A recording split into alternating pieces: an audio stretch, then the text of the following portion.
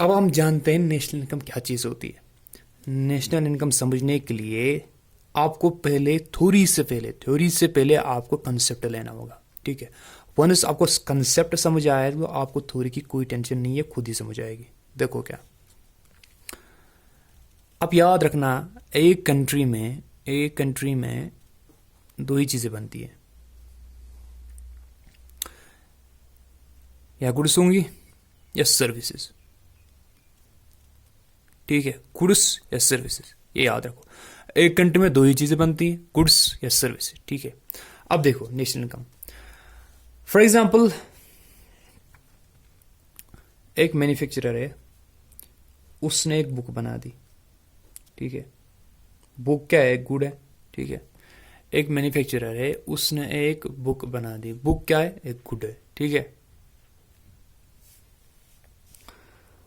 उसने एक गुड बना दिया।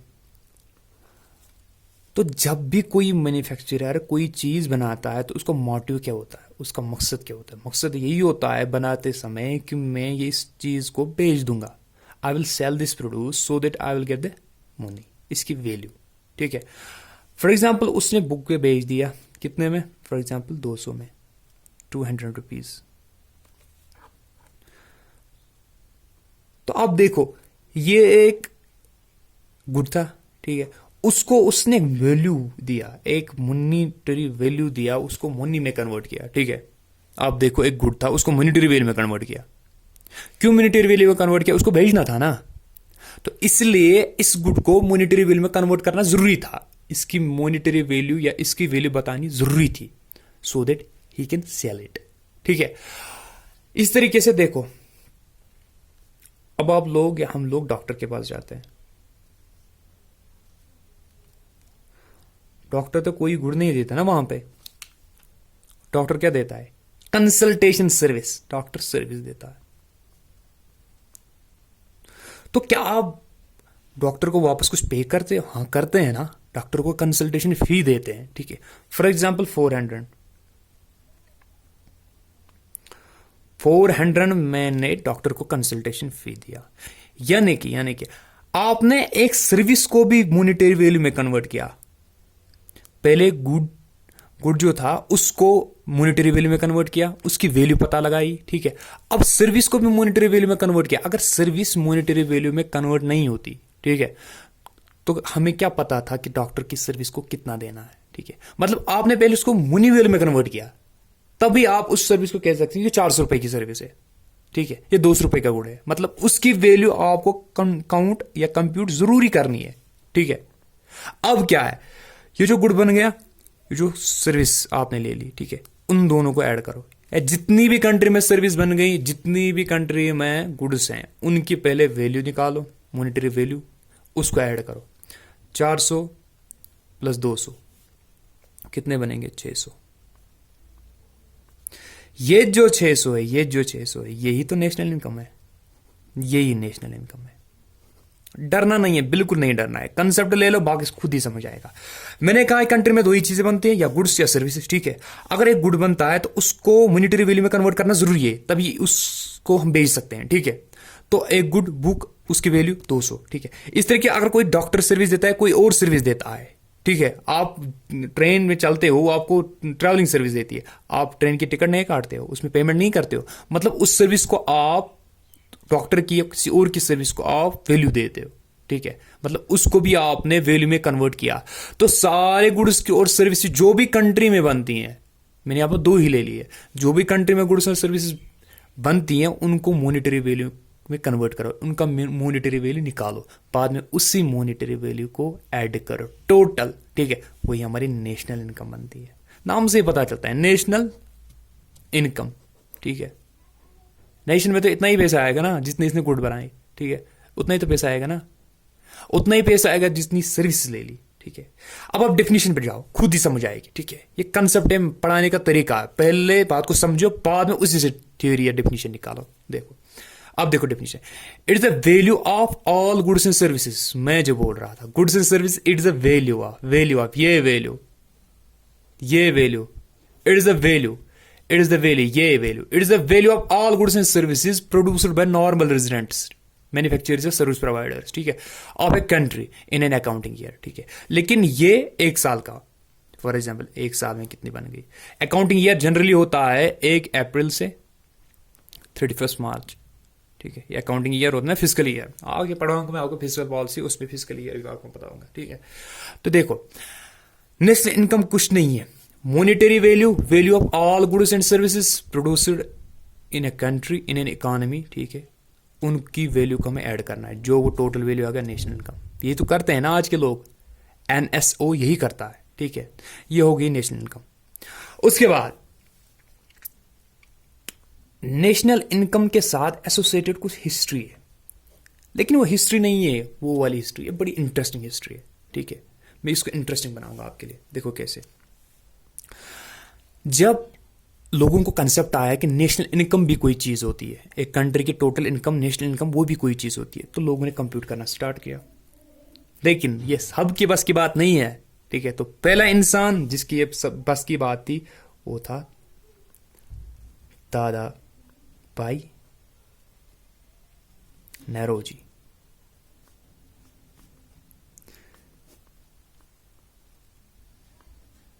जीनियस इंसान ही तो जीनियस काम करते हैं।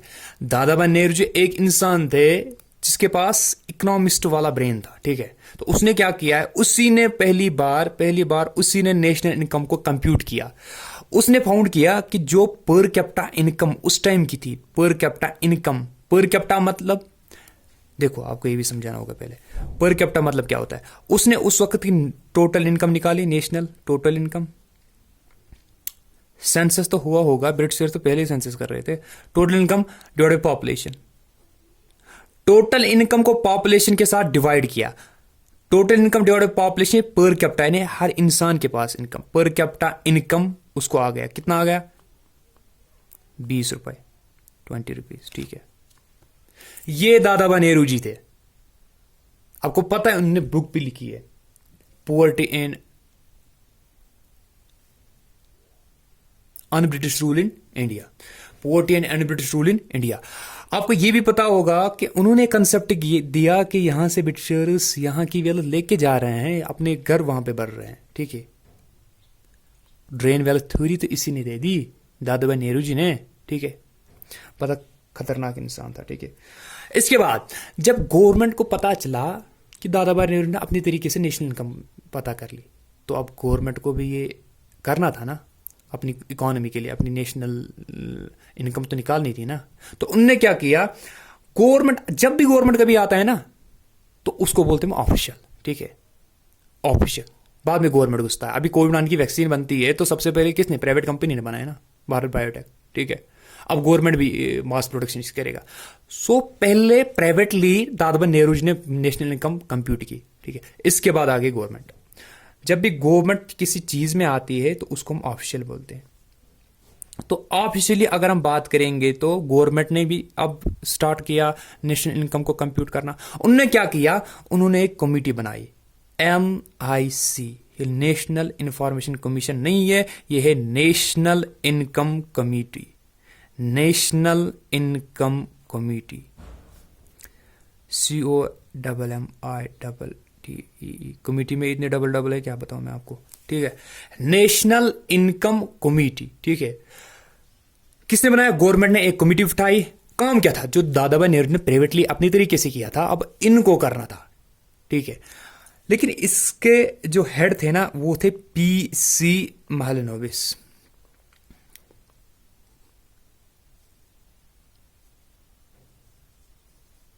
ठीक है। ये भी बड़े खतरनाक इंसान है। आज मैं पढ़ाऊंगा जब उन्होंने प्लान बनाया 5 ईयर प्लान वाले, तो नेहरू के साथ उन्होंने प्लान बनाया है, तो उसमें इसका रोल है महलनोबिस का, ठीक है। तो अभी आप याद रखो, ऑफिशियली गवर्नमेंट ने ये काम नेशनल इनकम कमेटी को दिया। उसको बोला गया कि आप क्या करो, नेशनल इनकम कंप्यूट करो, जो दादाभाई नेहरू ने अपने तरीके से किया, अब आप ऑफिशियली वो करो, ठीक है। तो इन्होंने क्या किया, इन्होंने भी इसकी तरह टोटल इनकम निकाली, जो उस टाइम की 8,700 करोड़ थी, ठीक है। तो उस टाइम की वो आपको याद नहीं रखना है। तो टोटल इनकम निकाली, उसको पॉपुलेशन के साथ डिवाइड किया, टोटल इनकम को पॉपुलेशन के साथ डिवाइड किया।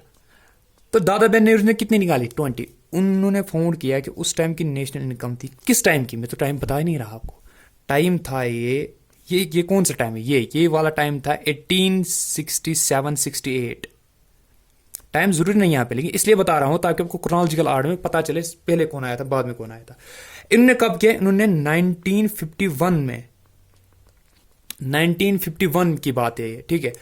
इन्होंने क्या किया? टोटल इनकम को पॉपुलेशन दे फाउंड कि जो उस टाइम की इनकम है वो पर कैपिटा, लेकिन 225 रुपए टोटल नहीं, अरे टोटल नहीं, गलत मत कर देना। इंडिया की क्या टोटल इनकम 225 रुपए होगी? पर कैपिटा एक इंसान को के डिस्ट्रीब्यूट कितनी इनकम एक इंसान से होती है, ठीक है, 225 रुपए। ये ऑप्शन। अब क्वेश्चन आएगा, फर्स्ट अटेम्प्ट जो किया था नेशनल इनकम को कंप्यूट करने के, वो किसका था? दादाभाई नेहरू जी का। अगर फर्स्ट ऑप्शन अटेम्प्ट, तब इसकी बात आती है नेशनल इनकम कमेटी की, ठीक है। यहां तक को ठीक है, ठीक है। उसके बाद ट्विस्ट आता है और मजा आता है। देखो 1951, ये याद रखें ये डेट। उसके बाद चलो, उसके बाद देखते हैं क्या होता है। उसके बाद देखते हैं उसके बाद क्या होता है। उसके बाद 1955 आता है, 1955। उसके बाद तो 1955, आप बोलोगे हमें पता है, उसके बाद तो 1955 तो आएगा। 1951 के बाद उसमें क्या हुआ था, ये इंपॉर्टेंट है। उसमें अब एक ऑर्गेनाइजेशन गवर्नमेंट बनाई। आपको पता है ना, कमेटी जो थी national income committee, committees always ये होती है कि इनको कोई टास्क दिया जाए, कमेटी ने एक टास्क कंप्लीट किया, रिकमेंडेशन दे दी, जो कभी सरकार नहीं मानती है, फिर रिकमेंडेशन दे दी, उसका काम खत्म। तो कमेटी ने उस टाइम की नेशनल इनकम कंप्यूट की, पर कैपिटा इनकम 225 रुपए, खत्म, उसका काम खत्म हो गया। लेकिन अब ऑर्गेनाइजेशन आ गई। 1955 से 1955 से एक ऑर्गेनाइजेशन को यह काम दिया गया था, ठीक है, एक ऑर्गेनाइजेशन को एक काम दिया गया। उनको कहा गया कि आज से आप लोग नेशनल इनकम कंप्यूट करो। ऑर्गेनाइजेशन कौन थी? 2 साल पहले तक ये ऑर्गेनाइजेशन चल रही थी, 1955 से। ऑर्गेनाइजेशन इंपॉर्टेंट है, CSO, central statistics office, CSO, central statistics office, CSO, central statistics office, ठीक है। ये इनको काम दिया गया, सेंट्रल स्टैटिस्टिक्स ऑफिस को काम दिया गया कि आप काम क्या करो, आप इंडिया की नेशनल इनकम कंप्यूट करो। बराबर 1955 से लेकर 2018 तक ये कर रहे थे, ठीक है। लेकिन इन्होंने क्या बोला? इनने बोला चलो ठीक है, हम करेंगे कंप्यूट आज से, लेकिन हमें थोड़ा डाटा चाहिए, क्योंकि हमें क्या पता कहाँ से किधर इनकम जा रही है, प्राइमरी सेक्टर में कितना इनकम हमें जनरेट होती है, सेकेंडरी में कितनी, टर्शियरी में कितनी। सो इनको डाटा चाहिए था। इन्होंने डाटा ले लिया, इन्होंने डाटा लिया एक और ऑर्गेनाइजेशन से जिसका नाम है NSSO, तुसी दसो, ठीक है, NSSO, national sample survey organisation, national sample survey organisation, ठीक है। सेंट्रल स्टैटिस्टिक्स ऑफिस, ठीक है। उन्होंने अब नेशनल इनकम कंप्यूट करनी स्टार्ट कर दी, इस ऑफिस ने, ठीक है। लेकिन इनको डाटा चाहिए था, तभी वो उस डाटा से वो इनकम कंप्यूट कर सकते थे, डेटा चाहिए था, ठीक है। तो उन्होंने क्या किया, डाटा NSSO से लिया, ठीक है, और खुद कंप्यूट करनी नेशनल इनकम, ठीक है। चलो ये कर रहे थे। अब क्या हो गया? 2018 मोदी गवर्नमेंट आ गई, ठीक है। 2018 तक ये चल रहा था। कौन? CSO क्या कर रहा था? ये कंप्यूट कर रहा था नेशनल इनकम। लेकिन अब 2019 से क्या हो गया? 1955 से 2018 तक ये कर रहा था नेशनल इनकम। ये डेट आपको याद नहीं रखनी है, वैसे आपको ये देखना है कि 2018 तक आ सकता है क्वेश्चन, 2018 तक कौन कर रहा था national income compute? CSO, central statistics office, ठीक है। इसके बाद 2019 में क्या हो गया? बहुत सारी चीजें हो गई, इसके साथ साथ एक और चीज हो गई। जो ये सेंट्रल स्टैटिस्टिक्स ऑफिस था, CSO, ये किससे डाटा ले रहा था? NSSO से। NSSO, इनसे कहा गया कि अगर आप इसको डाटा देते हो, काम तो आप एक ही कर रहे हो दोनों, ठीक है, आप इसको डाटा प्रोवाइड कर रहे हो, ये फिर नेशनल कंप्यूट कर रहा है, क्यों ना ऐसा कर दें, इन दोनों को मिला दें। CSO जो सेंट्रल स्टैटिस्टिक्स ऑफिस था, एक ऑर्गेनाइजेशन थी, एक एजेंसी थी, उसको NSSO के साथ मिलाया गया, ठीक है। तो एक और ऑफिस बन गया, चलो ठीक है, अब दो नाम याद नहीं रखे, इज इक्वल टू, ठीक है। एक और ऑफिस बन गया जिसका नाम था NSO। NSO, कंफ्यूज मत होना, CSO, NSSO, NSO, ऑर्गेनाइजेशन दो ही है। CSO पहले कर रहा था, ठीक है, अब NSSO कर रहा है, सॉरी NSO कर रहा है, ठीक है। तो CSO इसको और NSSO इन दोनों को मिलाया गया, एक ही ऑर्गेनाइजेशन बनाएगी NSO। NSO क्या होता है? नेशनल स्टैटिस्टिक्स ऑफिस, ये याद रखना। नेशनल स्टैटिस्टिक्स ऑफिस होता है NSO। 2019 से यही कर रहा है काम जो CSO कर रहा था 2018 तक। कंफ्यूज नहीं, आपको आएगा, आप क्वेश्चन हो सकता है पॉसिबली कि JKS भी कुछ भी पूछ सकता है, आपने खुद भी देखा हो क्लास लेवल 4th में यहाँ का क्वेश्चन पूछ सकते हैं, वो कुछ भी पूछ सकते हैं, इसलिए आपको ये बात याद रखनी होगी। आपको ऐसे भी क्वेश्चन आ सकता है, which are the following organisational agencies have been assigned the task of computing India's national income और GDP। उस समय ऑर्गेनाइजेशन नेशनल इनकम कमेटी भी दी गई होगी जो महालनोबिस की थी, CSO भी, NSO भी, NSO भी। आपको कौन सी देनी है? ये नहीं CSO, आपको NSO, क्योंकि वो मिलाए गए ना, जैसे जल शक्ति मिनिस्ट्री बनाई गई, ठीक है, उसमें दो मिनिस्ट्रीज को आपस में मर्ज किया गया। इसी तरीके से CSO NSO के साथ मिलाई गई तो नेशनल स्टैटिस्टिक्स ऑफिस बनाया गया, ठीक है। उसके बाद क्या होता है? यह हमारा था नेशनल स्टैटिस्टिक्स ऑफिस जो था, नेशनल स्टैटिस्टिक्स ऑफिस, उसने क्या किया? उसने कहा कि मैं सारे सेक्टर्स को, प्राइमरी सेक्टर, सेकेंडरी सेक्टर और टर्शियरी सेक्टर, इन तीनों सेक्टर्स की इनकम में खुद कंप्यूट करूंगा, ठीक है, खुद कंप्यूट करूंगा। आज आप देखो, सबसे कभी कभी क्वेश्चन भी आता है, सबसे ज्यादा किस सेक्टर की कंट्रीब्यूशन होती है नेशनल इनकम? आज के बाद सबसे ज्यादा होती है टर्शियरी सेक्टर की। आजकल NSO के हिसाब से आजकल किस सेक्टर की सबसे ज्यादा इन्वॉल्वमेंट या कंट्रीब्यूशन होती है GDP में या नेशनल इनकम में? वो होता है टर्शियरी सेक्टर, जिसको हम सर्विस सेक्टर में होते हैं। कभी सर्विस सेक्टर आएगा तो वहां पे पता नहीं क्या करोगे, सर्विस सेक्टर पे ही होता है, ठीक है। उसके बाद ग्रेटर देन, उसके बाद सेकेंडरी सेक्टर,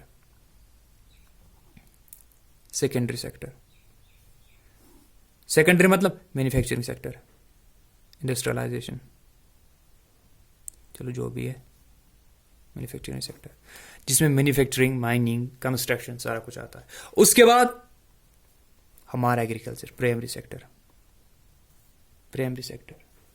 उसके बाद प्राइमरी सेक्टर, ठीक है। अब क्वेश्चन आ सकता है कि नेशनल इनकम में सबसे ज्यादा किस सेक्टर का कंट्रीब्यूशन हो सकता है या होता है? तो आपको ऐसे भी आ सकता है, ऑप्शन में भी आ सकता है। तो टर्शियरी सबसे ज्यादा, सेकेंडरी सबसे, इसके बाद प्राइमरी, इसके सबसे कम प्राइमरी करता है, ठीक है। ये तीन सेक्टर्स होते हैं, ओके। इधर हमारी थोड़ी बहुत जो हिस्ट्री थी, हिस्ट्री में नहीं कहूंगा, तो इंटरेस्टिंग फैक्ट था, तो वो हमारी खत्म हो गई। अब हमें एग्रीगेट्स ऑफ नेशनल इनकम करनी है, यानी इंडिकेटर्स। आप नेशनल इनकम किन किन चीज से पता लगा सकते हो? इंडिया की GDP देखते हैं ना, नेशनल इनकम बोलते हैं। इस तरह के GNP, NNP, net domestic product, net national product, gross domestic product, gross national product, ये क्या चीज होती है? अक्सर लोग ने समझा होता है, बिल्कुल समझा होता है, लेकिन फिर भी कंफ्यूजन रहता है। Gross domestic product, gross national product, confusion रहता है। डोमेस्टिक कौन से? GDP भी वही लगता है, ठीक है, नेशनल प्रोडक्ट भी वही लगता है, GNP भी वही लगता है, GDP भी वही लगता है। लेकिन मैं क्या करूंगा, आपको क्लियर कट, आज के बाद आपको कभी कंफ्यूजन नहीं होगा, कभी भी नहीं होगा, क्योंकि मैं क्या करता हूं, मैं पहले समझाता हूं, बाद में हम थ्योरी पढ़ते हैं, ठीक है। देखो हम क्या करेंगे, aggregates of national income. National income, इसका मतलब क्या है? कौन से इंडिकेटर्स हैं जिनसे हम नेशनल इनकम का पता लगा सकते हैं किसी कंट्री का, ठीक है। अक्सर जिसमें ज्यादा मैनिपुलेशन होती है, ठीक है। देखो पहली, जिसको हम बोलते हैं ग्रॉस डोमेस्टिक, इतना आसान बनाऊंगा ना मैं आपको, प्रोडक्ट, ग्रॉस डोमेस्टिक प्रोडक्ट, ठीक है, जीडीपी,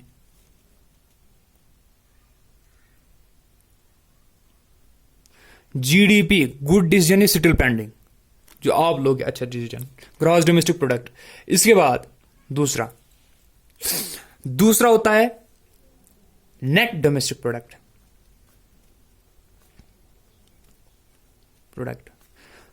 हिलना नहीं है, इधर फोकस रखो बस, इधर आपने फोकस रख लिया तो कोई भी क्वेश्चन गलत नहीं होगा वहां पे।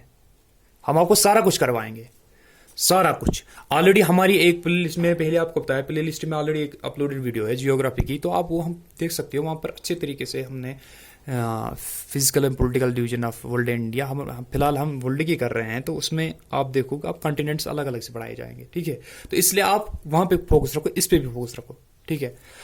तीसरी चीज, gross domestic product, net domestic product, gross national product.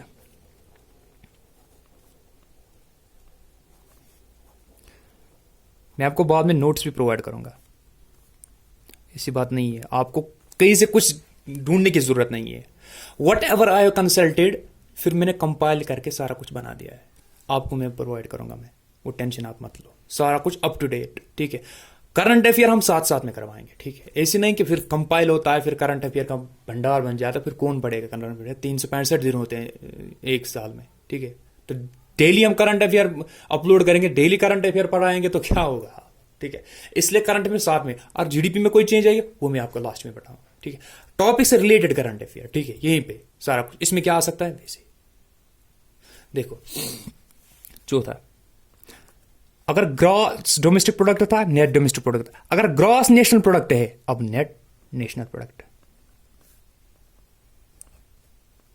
Hope आपको ये दिख रहा होगा, ठीक है। NNP, ठीक है। अब देखो इसको थोड़ा एनालाइज करो, प्रोडक्ट इधर भी है, इधर भी है, इधर भी है, इधर भी है, ठीक है। इसमें हमें कोई टेंशन नहीं है। अब फर्क क्या है, दो जगह ग्रॉस है, दो जगह नेट है, मतलब ग्रॉस नेट ये फर्क है, और डोमेस्टिक और नेशनल ये फर्क है, बस। ग्रॉस नेट, डोमेस्टिक नेट, ये बात आपको क्लियर होगी ना, चारों चीजें खत्म होगी बस। फिर कितना भी तोड़ मरोड़ के वो क्वेश्चन देंगे ना, अक्सर इकोनॉमिक्स में ऐसे ही होता है, तोड़ मरोड़ के क्वेश्चन, तो हम डर जाते हैं। डरना नहीं है, देख क्या करना है हमें, देख। सबसे पहले हम GDP, gross domestic product, good decision pending, वो हम करेंगे। जीडीपी, देखो जीडीपी हम क्या करेंगे, जीडीपी क्या करेंगे, जीडीपी को हम डिफाइन करेंगे। नहीं, हम डिफाइन नहीं करते, हम पहले समझते हैं, उसके बाद उसकी डेफिनेशन देते हैं। देखो क्या होता है, एक कंट्री में कार बनती है, गाड़ी बनती है, ठीक है। गाड़ी में क्या लगता है, टायर लगते हैं, रबर, और सारे मेटल लगते हैं, आयरन, स्टील, जो भी लगता है, ठीक है। और क्या लगता है, जो भी होगा, प्लास्टिक, प्लास्टिक वैसे नहीं लगता है, जो भी हो लगता है, ठीक है। मतलब ये चीजें उसमें लगती हैं, ठीक है। तो ये चीजें इसमें लगती हैं, ये भी तो मटेरियल है, गुड़ है, ये भी गुड़ है, ये भी गुड़ है, लेकिन ये तीनों गुड़ किस में कंज्यूम हो गए, कार, ये हमारा फाइनल गुड़ है, फाइनल गुड़, ठीक है। अब कार मैन्युफैक्चरिंग कंपनी ने कार बना दी 5 लाख की,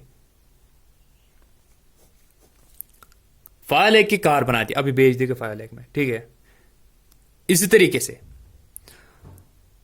एयरलाइंस,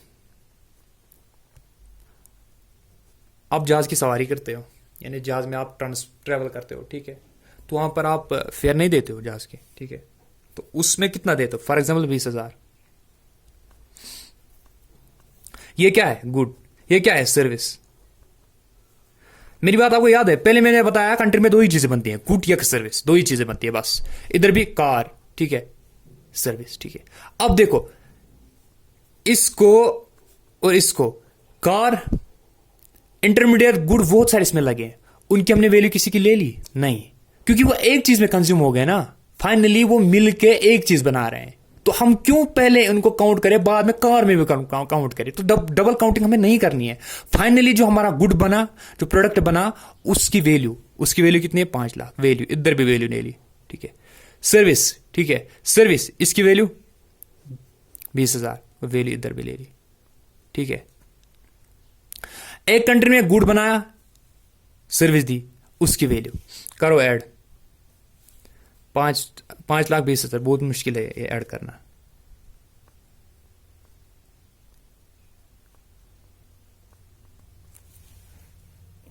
$5,20,000 ये टोटल इनकी वैल्यू है। यही total value of monetary value, money है ना ये, total monetary value of all final goods, intermediate नहीं, all final goods and services produced in domestic territory. In domestic territory, डरो मत, अभी समझाता। Domestic territory of a country during an accounting period. Accounting period 7 साल चलेगा, जिधर भी होगा अकाउंटिंग पीरियड, क्योंकि 1 साल की बात होती है, 10 साल 20 साल नहीं होती, ठीक है। देखो क्या, अब इसको हम बनाएंगे, इसकी डेफिनेशन। जीडीपी क्या होता है, देखो डिफाइन करें हम, आपको दिखेगा अच्छे से। मुनी वैल्यू या मॉनिटरी का भी अपन बोलते हैं, money value of all final goods, intermediate नहीं, फाइनल गुड्स, क्योंकि डबल काउंटिंग होगी वरना, and services produced in the, लिखना मुझे टाइम लगता है इसमें, डोमेस्टिक टेरिटरी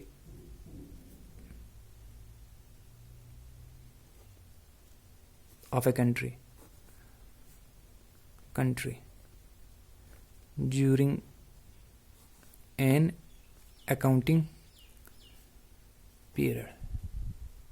देखो क्या, जीडीपी क्या होता है, जो भी सर्विसेज और गुड्स बनती है कंट्री में, उनकी मुनी वैल्यू आपको ऐड करनी है। लेकिन कंसेप्ट है money value of all goods, final goods, लेकिन final goods and services produce in domestic territory of a country during accounting period.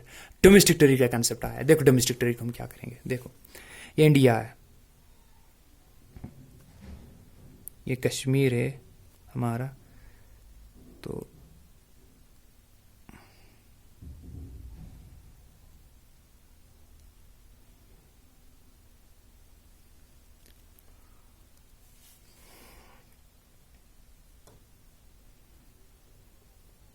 इधर मैं यूपी से उधर ऊपर गुजरूंगा, सिक्किम से भी गुजरूंगा, फिर यहाँ अरुणाचल भी आएगा, फिर नीचे वेस्ट बंगाल को मैं थोड़ा ज़मीन खा लूँगा, नीचे वापस आऊँगा मैं तमिलनाडु की तरफ, ठीक है।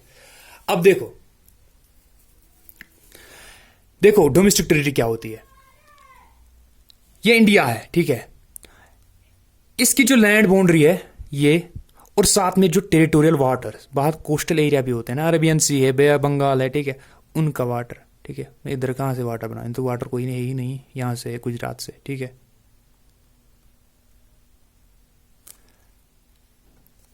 देखो मैं इसको डिनोट करता हूँ यहाँ से, ये इंडिया, उसके पॉलिटिकल फ्रंटियर्स यानी उसकी बाउंड्री, ठीक है, और उसके टेरिटोरियल वाटर्स वो वाटर्स है जिसमें एक कंट्री की पहुंच होती है, हुकूमत होती है, वहां पर फिशिंग हो सकती है और कोई एक्टिविटी हो सकती है, तो उसका बेनिफिट इस कंट्री को मिलता है, ठीक है, वही होता है टेरिटोरियल वाटर्स, ठीक है। इंडिया एक कंट्री है, उसके टेरिटोरियल वाटर, इधर आप जितनी भी इसके अंदर, बाहर इस शील्ड के अंदर, इसके अंदर जितनी भी गुड्स एंड सर्विसेज बनेगी, उसको कहते हैं हम डोमेस्टिक टेरिटरी। इस टेरिटरी के अंदर, इसके अंदर जितनी भी गुड्स एंड सर्विसेज, इसे बाहर नहीं हम जाना है, इसके अंदर जितनी भी गुड्स एंड सर्विसेज बनेगी वो जीडीपी का हिस्सा होंगी, ठीक है। इसका मतलब ये भी है, यहां पे कोई फॉरेन कंपनी हो सकती है ना, ये फॉरेन कंपनी मिसाल के तौर पर, ये हमारी कंपनी नहीं, इंडिया की नहीं है, ये फॉरेन कंपनी है, ये भी तो गुड्स बनाती है ना, तो क्या वो भी जीडीपी में आएगा? हाँ आएगा, क्योंकि मुझे इससे लेना देना बिल्कुल नहीं है कौन बनाया यहां पे, मुझे इससे लेना देना है कि इस बाउंड्री के अंदर वो चीज बन गई कि नहीं, ठीक है। इस बाउंड्री के अंदर इंडिया में बन गई तो बस जीडीपी का हिस्सा है, वही होता है डोमेस्टिक टेरिटरी। ये वर्ड डोमेस्टिक टेरिटरी, ये सारा है डोमेस्टिक टेरिटरी। ये तो फर्क देख, इसमें और नेशनल प्रोडक्ट में, डोमेस्टिक और नेशनल में यही फर्क है। यहां पर जो भी चीज इंडिया में बनती है तो बस कोई कौन बना रहा है हमें उससे कुछ लेना दें, फॉरेनर भी यहां बना रहा है कौन, कोई कंपनी लगा के, उससे हमें कोई लेना देना। ये होता है जीडीपी, ग्रॉस डोमेस्टिक प्रोडक्ट। ठीक है, तमाम गुड्स और सर्विसेज जो एक डोमेस्टिक टेरिटरी इंडिया में बनेंगी, कौन बना रहा है हमें उसके साथ कुछ नहीं है, यहां पे बन गई तो बन गई, उसकी मनी वैल्यू वो होता है जीडीपी। ठीक है,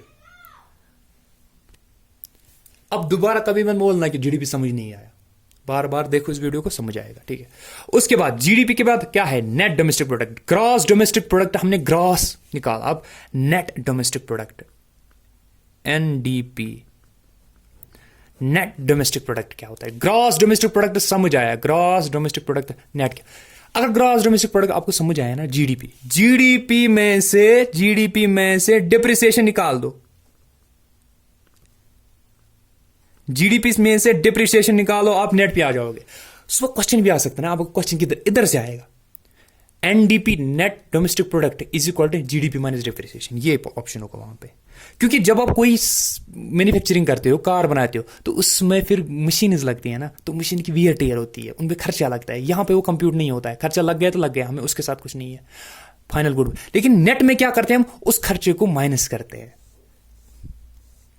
अगर फॉर एग्जाम्पल 2 लाख जीडीपी है, ठीक है, लेकिन खर्चा तो कुछ लग गया होगा ना इसमें, फॉर एग्जाम्पल 20,000 खर्चा लग गया मशीन इसकी, मतलब भरपाई कुछ करके, मतलब मरम्मत करके, तो असल में जीडीपी नेट कितना आएगा, फिर नेट आएगा 1,80,000। यही नेट, और जीडीपी 2 लाख था, ठीक है, 2 लाख, उसमें से डिप्रिसिएशन को माइनस करो, जो बनाने में वियर टियर लगती है मशीन में, उसको माइनस करो, या बाकी जो खर्चे लगते हैं उसको माइनस करो, आपको आएगा नेट। नेट से ही पता चलता है नेट क्या होता है। ठीक है, ज्यादा आपको दिमाग नहीं चलाना, इधर कुछ नहीं है। ठीक है, जो था वो जीडीपी में था, जीडीपी से डिप्रिसिएशन माइनस करो, आप एनडीपी पे आओगे। ठीक है, एनडीपी पे आओगे। ठीक, मैं ऐसे भी कह सकता हूं ना, देखो कैसे कह सकता हूं, जीडीपी नहीं, ग्रॉस से अभी नेट पहुंचना है, तो कौन सी गाड़ी, हमें माइनस करना है डेप्रिसिएशन। ग्रॉस से जब भी नेट में जाना हो, डेप्रिसिएशन माइनस करो, बात खत्म। ठीक है, हो गया जीडीपी, एनडीपी हो गया। अब तीसरी चीज, ये आज मैं इतना ही कराऊंगा मैं आपको, ये जो होता है आपका एग्रीगेट सब नेशनल इनकम, इसलिए अब मैं तीसरी चीज कराऊंगा आपको। अब होता है तीसरी चीज, GNP, gross national product, gross domestic product हमने पढ़ लिया,